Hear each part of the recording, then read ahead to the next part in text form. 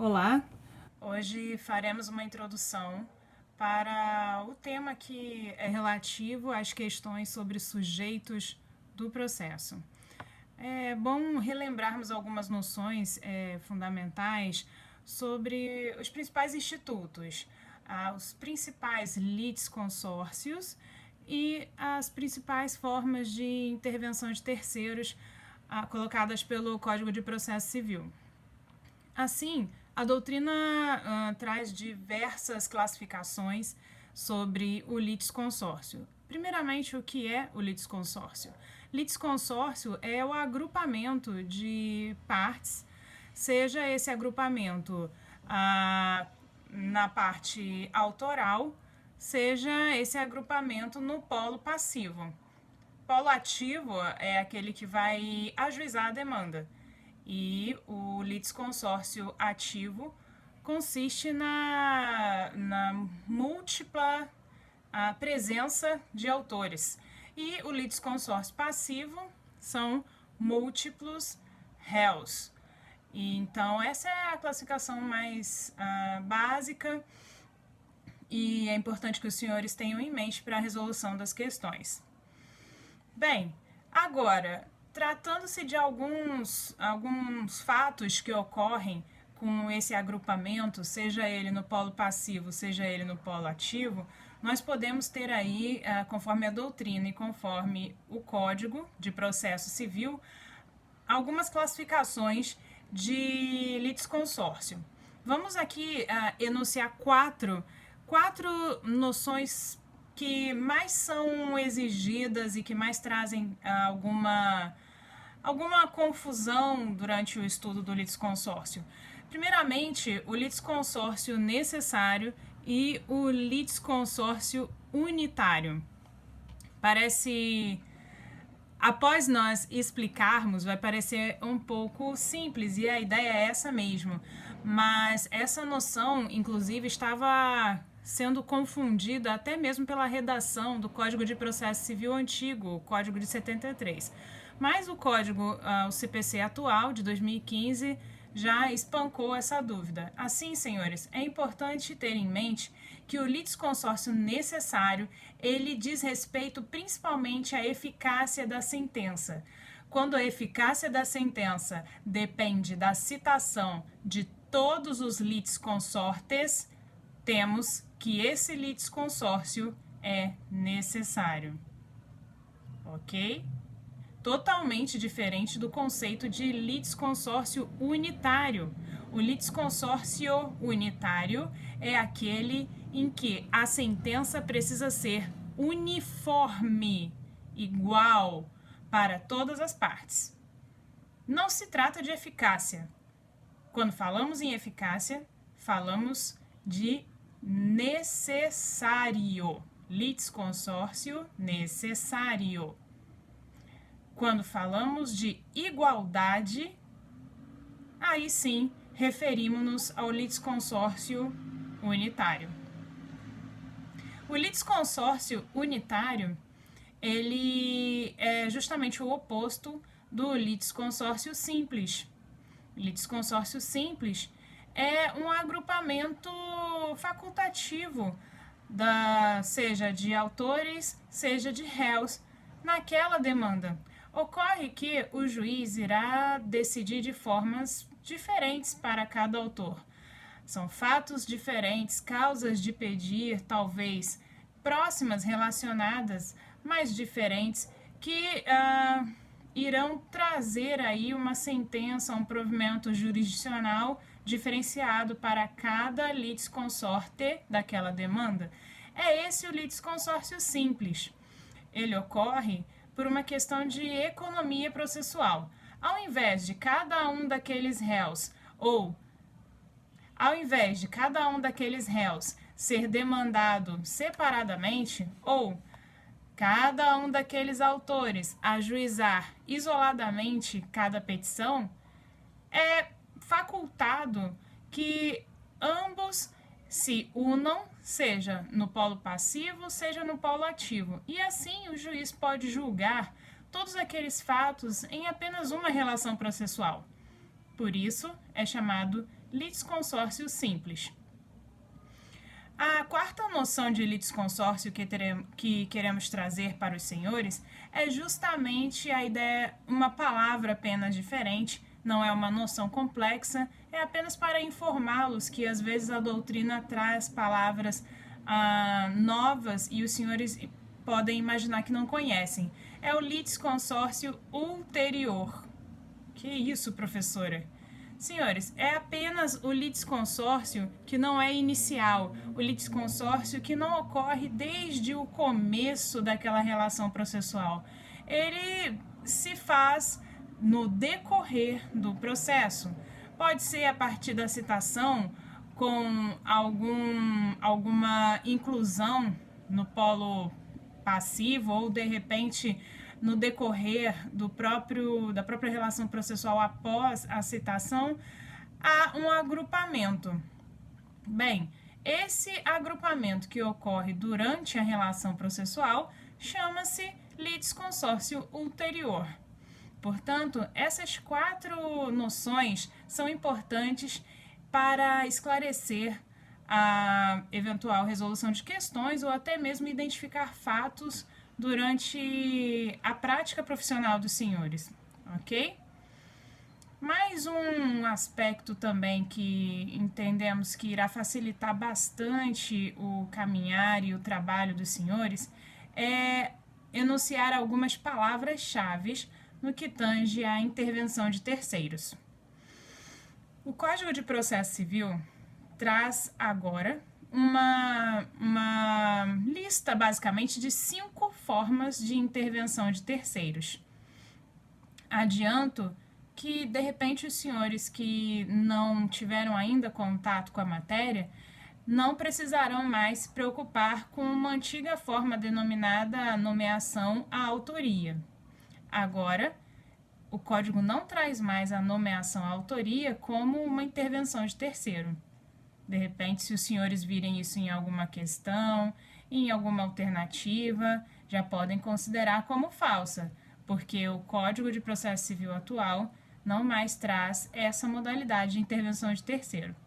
Mas quais são, professora, as modalidades atuais de intervenção de terceiro? 5. E vamos aqui passar por cima de controvérsias doutrinárias, controvérsias jurisprudenciais e enfatizar as noções fundamentais de cada uma dessas formas de intervenção de terceiro. Primeiramente, senhores, é importante ressaltar que a intervenção de terceiro não é um litisconsórcio. A intervenção de terceiro é a participação de uma pessoa estranha àquela relação processual, mas que de alguma forma tem a sua realidade fática afetada por aquele processo, ok? Então, muitas vezes, esse terceiro irá auxiliar alguma parte, seja ela autora, seja ela réu. Algumas vezes, esse terceiro irá simplesmente influenciar naquela relação processual, mas não é diretamente com este terceiro que há uma relação que realmente serão dirigidos todos os instrumentos daquela relação processual. Esse terceiro vai interferir, esse terceiro sofrerá alguns efeitos da relação processual, mas não é em face dele que a relação se desenvolve. Por isso, ele é terceiro na questão. Quais são essas 5 modalidades? Vamos enunciá-las. Primeiro, a assistência. Segundo, denunciação à lide. Terceiro, chamamento ao processo. Quarto, desconsideração da personalidade jurídica. E quinto, o amicus curiae. As noções fundamentais dessas modalidades de intervenção de terceiro são basicamente as seguintes.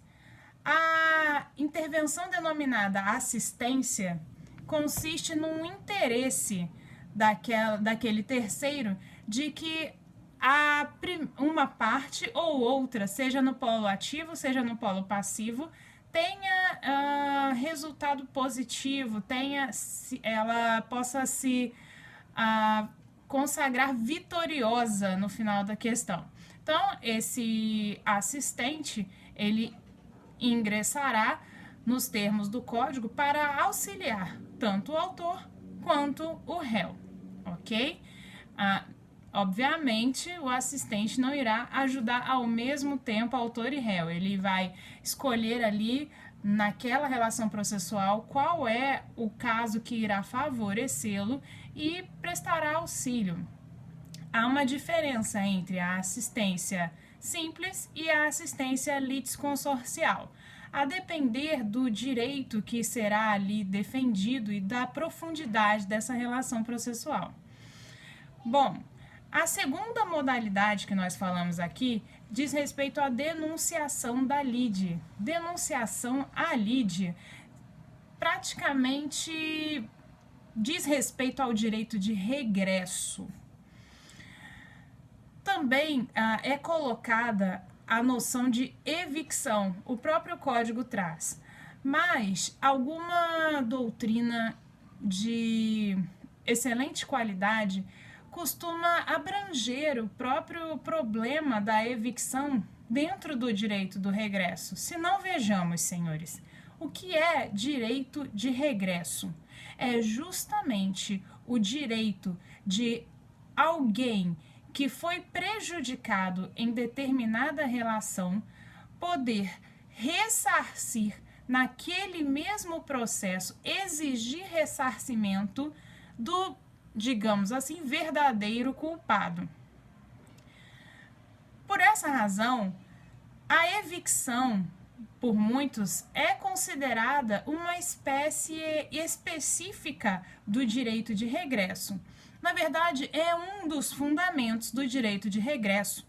Há várias questões que podem ensejar um direito de regresso que também diz respeito à economia processual. Ao invés dessa pessoa que foi prejudicada processualmente ajuizar nova demanda em face do verdadeiro culpado, por economia processual, naquela mesma relação, a pessoa que está sendo processada denuncia à lide o verdadeiro culpado. Sendo assim, o autor pode exigir daquela pessoa, do réu, o direito que está sendo pleiteado. E o réu pode exigir do denunciado aquilo que lhe está sendo cobrado. É uma relação basicamente de economia processual. Mas por que, professora, a evicção poderia se enquadrar nesse aspecto? A evicção é um vício que está descrito lá no direito material, o direito civil. Evicção é um vício de propriedade. O alienante, ele vende algum bem que está eivado de vício nesse direito real. Entretanto, o adquirente não conhece esse vício. Bem, a coisa alienada está, portanto, passível de ser requerida pelo chamado evictor. O verdadeiro proprietário, o adquirente de boa-fé, não sabe que a coisa que está sendo vendida, ela não é de fato daquele proprietário. Portanto, ele é prejudicado e sofre o vício da evicção. Nesse caso, também pode ser efetivada a denunciação à lide, uma vez que há, sim, um terceiro. Está nessa relação o evicto, o evictor e o denunciado. Bom, com o objetivo desse vídeo é trazer as questões mais prioritárias acerca de cada um dos institutos, vamos partir para as noções fundamentais das próximas 3 formas de a intervenção de terceiros. O próximo instituto que veremos é o chamamento ao processo. E o chamamento ao processo, ele traz a noção principal da responsabilidade solidária. Na questão, há uma obrigação em que cada um daqueles devedores pode responder pela totalidade da dívida, ainda que ele não seja um devedor sozinho. Isso chama-se solidariedade. Neste caso, se esse devedor for demandado judicialmente, ele pode chamar ao processo os demais credores. Então, responsabilidade solidária trata-se chamamento ao processo. Bem, a quarta modalidade de intervenção de terceiros é a desconsideração da personalidade jurídica, disregard of legal entity, por causa da origem estrangeira desse instituto.